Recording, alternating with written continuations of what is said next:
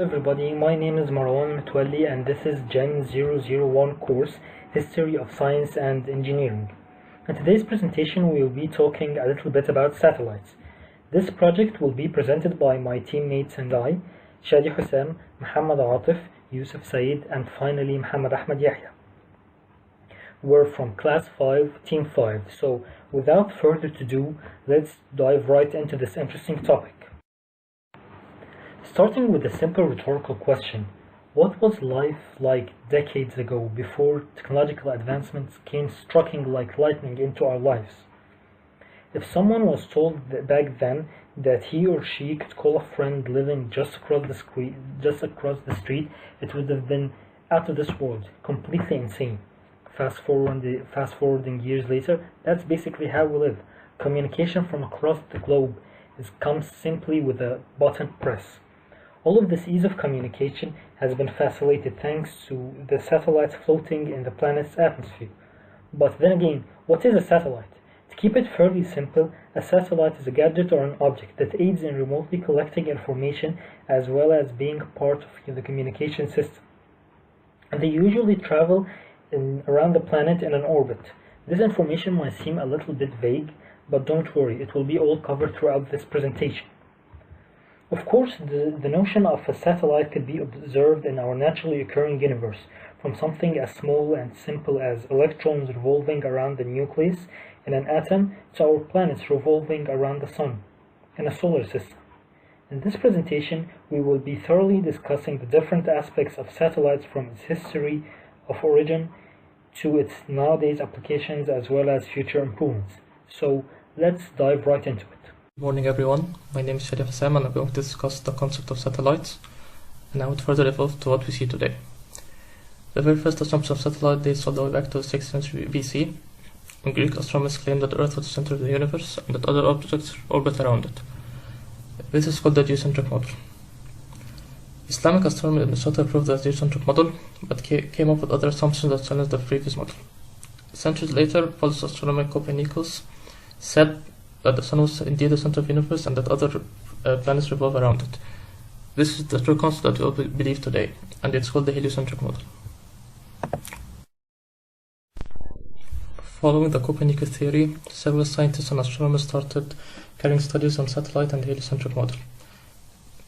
Italian astronomer Galileo Galilei improvements to the telescope allowed him to observe the largest natural satellites of Jupiter. His discoveries proved the Copernicus heliocentric system. And then German astronomer Johannes Kepler was the first scientist to describe a satellite to describe the moons orbiting Jupiter. And most importantly, Isaac Newton published a book in which he states the 3 laws of motion, which laid the foundation to the understanding of satellites in orbit. Briefly speaking about Newton's idea of the satellite, which goes with the methods of projectiles, he claimed that if a cannonball was shot in a sufficient speed from the top of a mountain in a direction parallel to the horizon, it would rotate around Earth before falling. Despite the object instantly tending to fall towards Earth's surface due to the gravitational force acting on the cannonball, the momentum was allowed it to descend along a curved path. He then claimed that high velocity would increase the centrifugal acceleration, allowing an object to stay in motion rather than fall to the ground. Thank you for this page. The 20th century signaled the start of partial investigation for satellites. During the early decades, scientists started calculating orbits and imagining the International Space Station. It wasn't until 1957 that the first satellite was launched. It was launched by the Soviet Union and took exactly 96 minutes to complete a full orbit. Later, the USA launched the first ever satellite. Early satellites were used by scientists to detect radiation, which was heard in labs all around the world.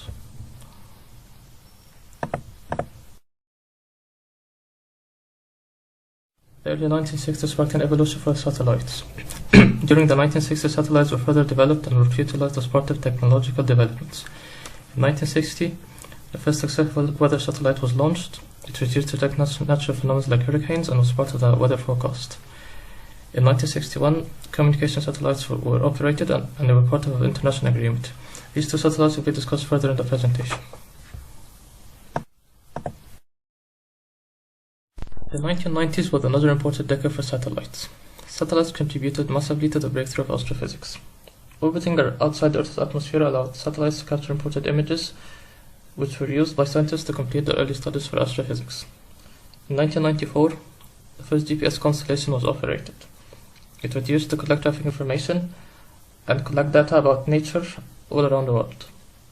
In 1998, the International Space Station was launched.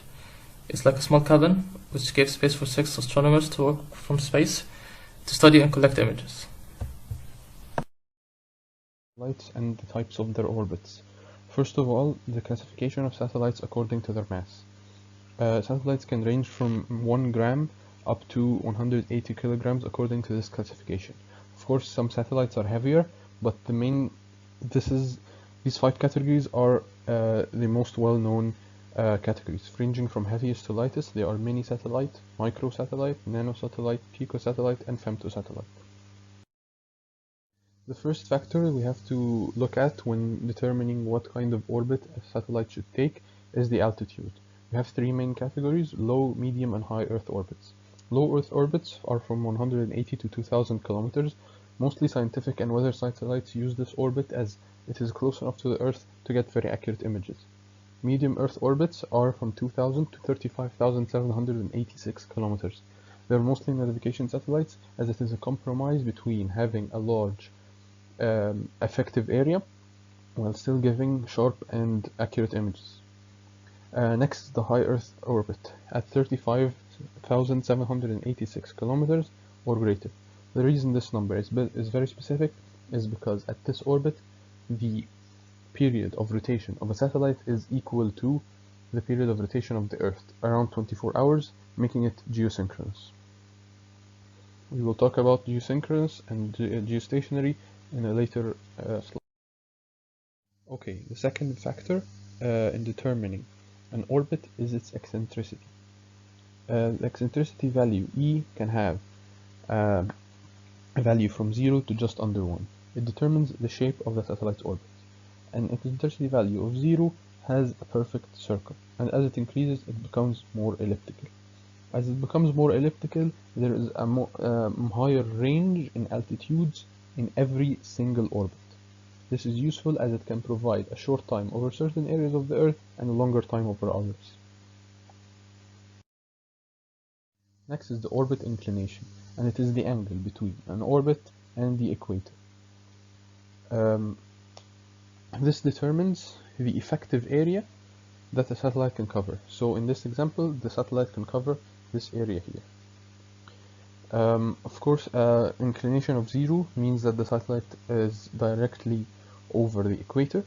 An inclination of 90 degrees makes it a polar orbit as it passes over the geographic poles, and an inclination of 180 degrees makes it over the equator but rotating in the opposite direction of the Earth. Okay, now motion relative to Earth. Okay, so geostationary and geosynchronous satellites are both high Earth orbits that have the same period as the Earth, around 24 hours. Okay, but the difference between geostationary and geosynchronous orbits is that geostationary orbit has to have an inclination of 0 or directly above the equator. A geosynchronous orbit can have any inclination. As you can see here, geosynchronous is in red. Both the geosynchronous and geostationary orbits are used in communication and weather monitoring. The next type of motion relative to Earth is the sun-synchronous orbit. As you can see here from the animation, the satellite moves relative to the sun. It has a constant orientation following the sun, and the Earth spins below it. This means as the satellite passes a certain point, it is always at the same time of day. This is very useful in weather satellites, for example, where the only factor affecting a picture taken by the satellite is the weather itself and not the lighting. Okay, now we will move on to some notable orbits. First is the semi-synchronous orbit. It is a medium Earth orbit, and the defining characteristic is that it has a period half that of the Earth's, or around 12 hours. This means that it passes over the same point twice per day, making it very useful in global positioning systems or GPS. Next is the Molniya orbit, which was developed by Russian scientists in the 1960s. It is highly eccentric, as you can see, which means it has an E of 0. it has an E of 0.737, and it's highly inclined. As you can see, here's the equator and here's the orbit. It has an inclination of around 63.4 degrees. It provides a long time over an area of interest on the globe and a short time to get back to it. So for example, here is Russia. So and as you can see, time in hours here from 1 to 11 means that 10 hours are spent with Russia in sight. So this means that Russia here is the area of interest, and the rest of the orbit is short, so that it can make it back to the area of interest as quickly as possible. Okay, next is maintaining orbit. As any machine, a satellite undergoes wear and tear as it through its life. So its orbit must be tweaked to make up for this difference. The satellite experiences wear and the orbit can change due to many forces. For example, the planet's uneven gravitational field. As we know, the Earth is not a perfect sphere. It has many highs and lows that affect its gravitational field and can affect the pull it has on a satellite. The second factor is gravitational fields of other celestial bodies, such as the Sun, the Moon, or other planets in the solar system, especially Jupiter, which is the most massive planet. Third is drag from the atmosphere, which doesn't make much sense as air resistance should be very little at such high altitudes, but still enough to cause some damage over prolonged periods of time. Next is avoiding space debris, and in fact around 95% of objects that are man-made in space are remnants of past satellites who have crashed or are out of commission. Thank you.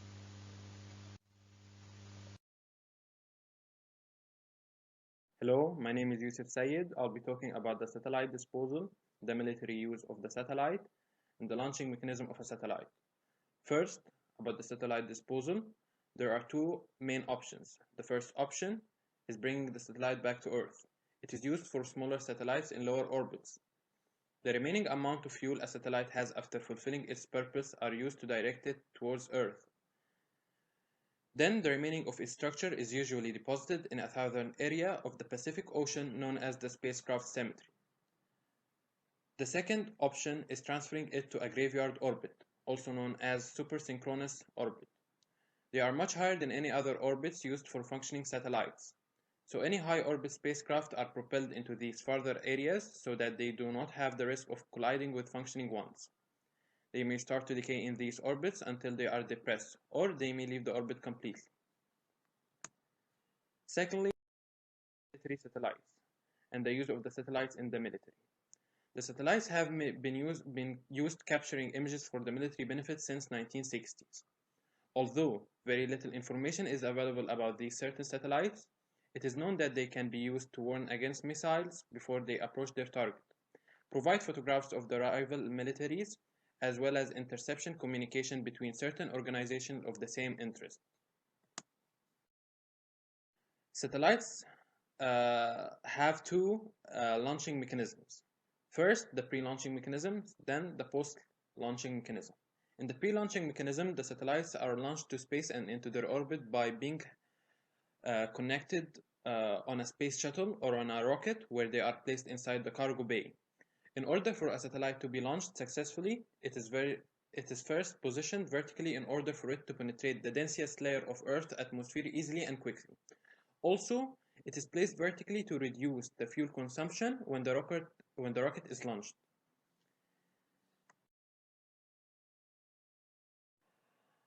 In the post-launching mechanism, there is a rocket control mechanism that utilizes the internal guidance system and makes the calculations to adjust the nozzle of the rocket. By using these calculations, the rocket adjusts itself in the direction specified by its flight plan. This also gives the rocket a boost reaching a height of nearly 120 miles. Small rockets are fired to adjust the vehicle's position horizontally. At this point, more rockets are also fired to separate the satellite from its launching vehicle. To break it down into simpler terms, during launching of the satellite along the space shuttle, it is prone to deflect from its straight line path due to the different forces acting on it. However, a system is installed into the shuttle for it to be able to reposition itself during the flight. This is done by complex calculations beforehand. And now, after speaking a lot about satellites, let's now talk about their applications. There are a lot of satellite applications, so it's easier to narrow it down to main 5 applications. So let's start with navigation. Navigation satellites provides 24-hour, 3-dimensional positioning, velocity, and time information to a user with any internet access, and this gives such a powerful tool for navigating anywhere on Earth's surface. And a lot of applications used are the GPS, which is the GLONASS, which is the Russian version of the GPS. And finally, we have military that uses navigation to their advantage in wars and stuff. Next, main satellite application, which is using satellites to telecommunication. Starting with the telephony. They are like regular telephones but relies on satellite technology, which gives them a better quality and advantage over regular telephones. Second, we have radio and television broadcasting, which includes the production and transmission of entertainment, weather, news, and sports. None of these things would have been as accessible except by using satellite technology. Last but not least, the mobile satellite technology, which gives moving vehicles access to satellite technology. Moving on to the third satellite application, which is weather. Satellites are used to monitor the Earth and collect meteorological variables such as surface temperature, wind speed, surface cover, and etc. And all this information are used to predict weather. And predicting weather is such an important aspect of satellites because not only it just predicts the next day's weather, it is crucial and vital in some scenarios like flying an airplane or even having plants to feed that can be affected by weather, etc., etc. So our fourth satellite application, which is Earth observation, and from the title it's pretty obvious what it is. It's just analyzing the planet and looking at the planet from outer space. This gives us ability to spot environmental disasters and monitoring and managing Earth natural resources, which is a result of giving us safety and giving us more knowledge and awareness of how our planet doing through these times. To our last satellite application, which is space observation. Before the space age, astrophysicists were limited to telescopes, and they could not see they could not see or the visible universe that we can see today. And by seeing this, and by having access to satellite technology, this gave us an ability to capture the wonders of the universe that our ancestors couldn't see. An interesting topic, which is the future of satellites.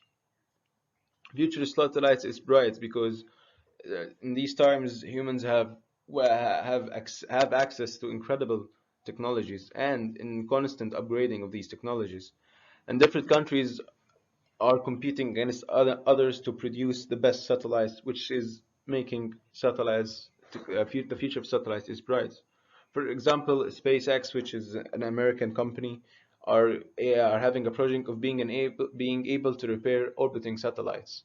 Other companies want to monitor Earth's and Earth's ocean to a new level of accuracy. Hey everybody, this is Marwan again, and I'm here to wrap up this presentation. Since the beginning of the era of technological advancements, people have been witnessing drastic changes in their lives, from ease of communication to such nerve-calming lifestyles.